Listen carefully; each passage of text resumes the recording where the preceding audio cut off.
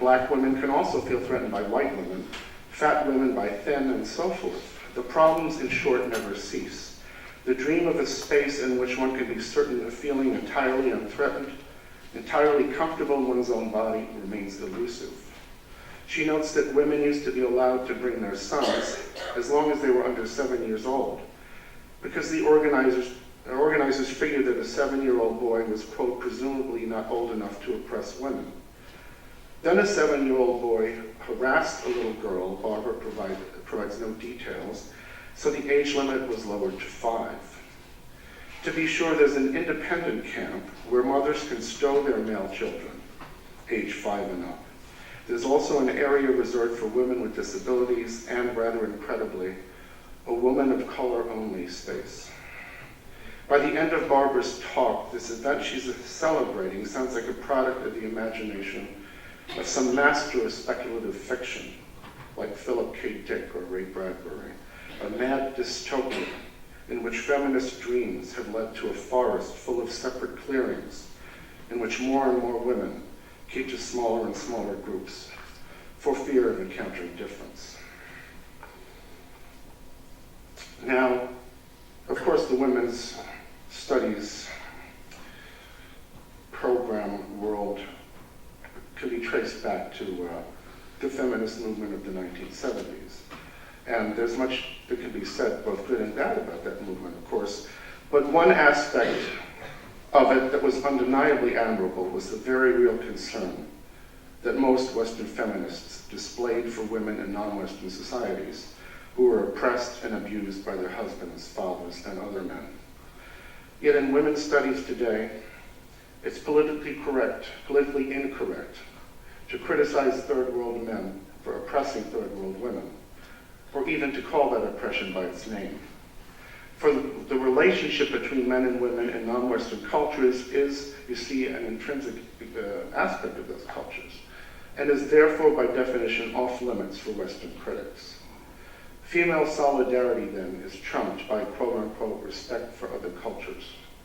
A session of the National Women's Studies Association conference I attended in Denver provided a vivid example of just how women's studies betrays the world's truly exploited women.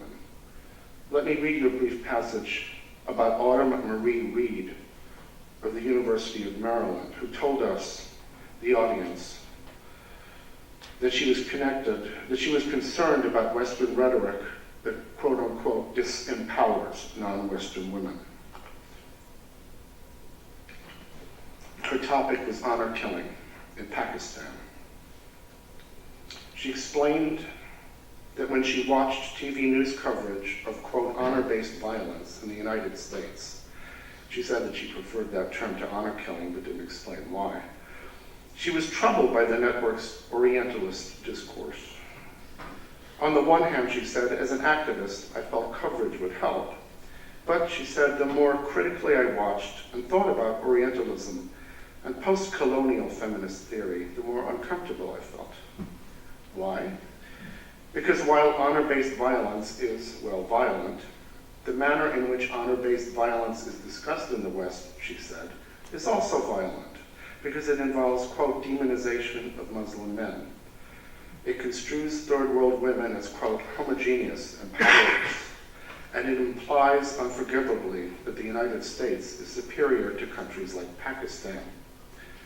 Western rhetoric about honor killing is about, quote, saving the brown man from the brown woman. Saving the brown woman from the brown man, sorry. And is used as a, quote, way to demonstrate Muslim inferiority. Reed's reference to saving the brown woman from the brown man is not original. It originated with Gayatri Chakravorty Spivak, who's a leading scholar of post-colonialism and so forth, as a way of scorning Western feminist solidarity with non-Western women who suffer abuse at the hands of their fathers, husbands, and sons. Instead of celebrating that solidarity, Spivak has characterized it as racist, colonialist, and imperialist. The phrase has since been echoed by countless women's studies figures who are eager to show that they're not racist, colonialist, and imperialist. As Reed made her comment about, quote, saving the brown woman, she emitted incongruously a condescending little laugh. She wasn't alone. Throughout her presentation, the women in the audience laughed merrily in sympathy with her sardonic comments. The laughter was disturbing. Reed was talking, after all, about girls and women being beheaded by their fathers and husbands. But she transformed this horrific reality into numbingly familiar abstract rhetoric about imperialism, American supremacism, and so on. She maintained that while the media insist on associating honor killing with Islam, it took place in all religions, an assertion that neatly skirted the fact that its frequency among Muslims is very high, while its incidence in other faiths, especially outside Arab and Muslim-dominated countries, is minimal.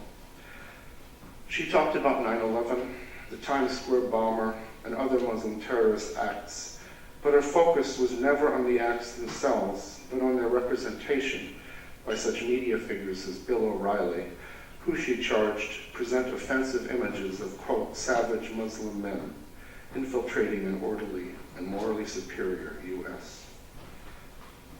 As she built her case, flippantly tossing off references to murderous atrocities, Reed kept emitting that superior little chuckle. She was so brainwashed that she couldn't even see what the real story was here. And the same went for the women in the audience, who were full of lofty, gleeful disdain for the U.S. media. The woman sitting beside me snorted contemptuously over the news reports quoted by Reed, which had the audacity to suggest links between the beheading of women and the Muslim religion, and which, in Reed's view, depict Muslim men as uniformly, monolithically dangerous. This discourse, she said, degrades the Muslim community. She asked, is there an alternative feminist method of addressing honor-based violence? In a tone dripping with venom, she mentioned the writer Phyllis Chesler, whose principled attention to honor killing in recent years has made her a pariah among the multicultural-minded feminist mainstream. She positions herself as such a feminist, Reed sneered, but Chesler's work, in her view, only goes to show that any concern for the victims of honor killing, quote, needs to be positioned within a transnational, post-colonial feminist perspective, rather than within white, Western, hegemonic feminist positions. What we need, Reed argued, is, quote, coalitions between women in the West and those living under honor codes. She added that we must also recognize that violence is everywhere and be sensitive to the damage of racism and Islamophobia. As I walked numbly out of the room, I reflected that unlike Chesler, whose righteous rage about the subjection and abuse of women under Islam is rooted in her own harrowing experience as the young bride of a Muslim man in Afghanistan, and has flowered into decades of hands-on productive activism on behalf of women in similar circumstances, these privileged young American girls are floating on clouds of theory. In some sense, the terrible things they're pontificating about aren't real to them at all. Women's studies has not taught them to bravely and usefully address the problems of real women in the real world. It's taught them a lot of jargon that pretends to be about those people and their problems, but that is only about itself. And when you come right down to it, that's really the most lamentable and tragic and dangerous thing about identity studies. And for that matter, about the contemporary humanities education generally. In the final analysis, it is about nothing but itself. It's historically illiterate and morally bankrupt. It doesn't equip young people to address themselves in a practical, useful, and ethical way to the problems of the real world in which they're going to live after they graduate. All it does is brainwash them into looking at the world through lenses that turn what is in fact a world of infinite shadings to a world of black and white. A world in which, say, any criticism of Barack Obama can only be explained as racism. Any criticism of Hillary Clinton as sexism.